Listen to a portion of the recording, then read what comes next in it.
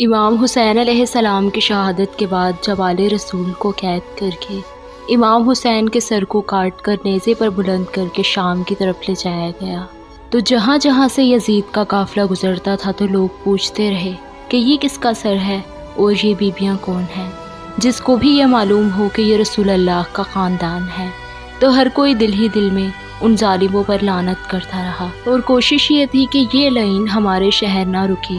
تو بس ویسے ہی چلتے چلتے جب یزید کا قافلہ شہر کرتان تک پہنچا تو وہ لوگ پہلے سے ہی باخبر ہو چکے تھے کہ فوج یزید نے اللہ کے رسول کے نواسے کو قتل کیا ہے اور آل محمد کو قید کیا ہے۔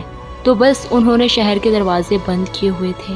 قافلہ شہر کے باہر رک گیا اور درخت کے سائے میں یزید کے سپاہی سونے لگے۔ جب رات ہونے لگی تو ایک راہب قریب آتا ہے اور دیکھے کہ ایک نورانی سر ہے کہ جس پر آسمان سے فرشتے آ کے سلام کر رہے ہیں، اور وہ سر قرآن کی تلاوت کر رہا ہے۔ بس جیسے ہی وہ اپنے گھر جائے تو پوری رات سوچنے لگا کہ یہ کسی مقدس ہستی کا سر ہے۔ تو بس وہ فوراً صبح آ کر سپاہیوں سے پوچھنے لگا کہ یہ کس ہستی کا سر ہے۔ فوج یزید نے کہا کہ یہ حسین ابن علی کا سر ہے۔ تو بس اس نے پوچھا کہ کون حسین؟ اتنے میں شمر کہنے لگا کہ حسین فاطمہ کا بیٹا محمد کا نواز تھا۔ تو بس وہ چیخ کر زمین پر بیٹھ گیا اور کہنے لگا کہ کتنے بدبخت ہو، اپنے رسول کے نواسے کو ہی قتل کر دیا، اور یہ عورتیں کون ہیں؟ شمر کہنے لگا کہ یہ رسول اللہ کی نواسیاں ہیں، بیٹیاں ہیں۔ بس وہ رو کر کہنے لگا کہ اے شمر، مجھے اس مقدس سر کو ایک رات کے لیے دے دو۔ شمر کہنے لگا کہ یہ قافلہ شام جا کے رکے گا کیونکہ ہمیں یزید سے بہت بڑا انعام ملنا ہے۔ اس راہب نے کہا کہ میرے پاس 10,000 درہم ہیں، اگر یہ ایک رات کے لیے سر مجھے دو تو تمہیں 10,000 درہم دے دوں گا۔ آپس میں صلاح مشورے کے بعد وہ لوگ اس بات پر آ پہنچے کہ ایک رات اور رکتے ہیں۔ بس بالآخر ان ظالموں کو 10,000 درہم دے کر راہب امام حسین کا سر لے کر اپنے گھر آ گیا اور ایک پتھر پر آ کر اس سر کو رکھا اور زارو قطار رونے لگا۔ اتنے میں امام حسین کے سر سے آواز آتی ہے کہ اے راہب، یاد کر کہ جب تو اولاد کی دعا کروانے کے لیے میرے نانا کے پاس آیا تھا اور تمہارے نصیب میں اولاد نہ تھی، میں نے اللہ سے دعا کی تو اللہ نے تجھے 7 بیٹے عطا کر دیے، اور تم نے کہا تھا کہ ایک مرتبہ میرے گھر ضرور آئیے گا۔ اے راہب، آج میں حسین تیرے گھر آ ہی گیا۔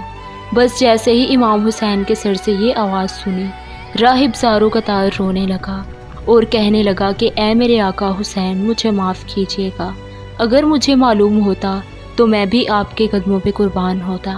امام حسین نے فرمایا کہ اے راہب، اللہ کی مرضی یہی ہے، کیونکہ اللہ کا دین میرے خون سے زندہ ہونا تھا۔ بس وہ راہب پوری رات امام حسین کے سر سے گفتگو کرتا رہا۔ جب صبح کا وقت قریب آیا تو راہب نے سوچا کہ میں مولا حسین کا سر واپس کیسے کروں۔ بس تاریخ نے لکھ دیا کہ وہ جو 7 بیٹے امام حسین کی دعا سے ملے تھے، ان میں سے ایک بیٹے کا سر قلم کر کے شمر کے پاس گیا۔ شمر نے جیسے ہی سر کو دیکھا تو کہنے لگا کہ یہ حسین کا سر نہیں۔ وہ واپس آیا اور دوسرے بیٹے کا سر قلم کیا۔ دوسرا سر دیکھنے کے بعد بھی اس نے کہا کہ یہ حسین کا سر نہیں۔ بس ایسے کرتے کرتے راہب نے امام حسین کے عشق میں اپنے 7 بیٹے قربان کر دیے۔ جب آخری بیٹے کا سر شمر نے دیکھ کر یہ کہہ دیا کہ اے راہب، تو وعدہ خلافی کر رہا ہے، اگر حسین کا سر نہیں دیا تو ہم تیرے پورے خاندان کو قتل کر دیں گے۔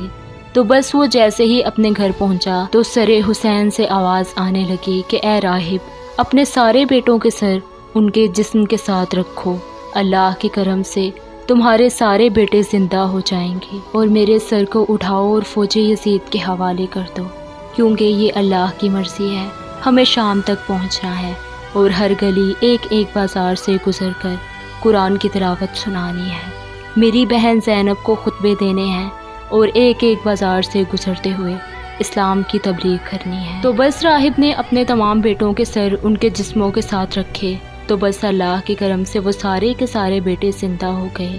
پھر روتا ہوا امام حسین کے مبارک سر کو فوج یزید کے حوالے کرتا ہے اور کہتا ہے کہ کتنے بدبخت ہو تم کہ اپنے ہی رسول کے نواسے کو قتل کرتے ہو، ان کی بیٹیوں کو قید کرتے ہو، ان پہ ظلم کرتے ہو، تمہارا یہ ظلم قیامت تک تمہارے لیے لعنت بن جائے گا۔ آج بھی اس پتھر سے خون نکلتا ہے کہ جس پہ امام حسین کے سر مبارک کو رکھا گیا، کیونکہ شہید کبھی مرتا نہیں اور خون ناحق کبھی چھپتا نہیں۔